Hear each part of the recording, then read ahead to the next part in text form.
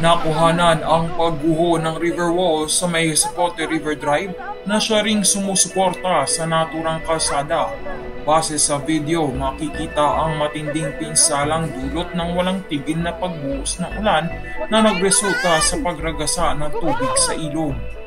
Dahil dito nagbabala ang lokal na pamahalaan ng Las Piñas sa mga residente na mag-ingat at iwasan ang pagbiyahe sa mga apektadong lugar. Patuloy na inaasahan ang masamang panahon kaya't pinapayuhan ng lahat na manatiling nakatutok sa balita.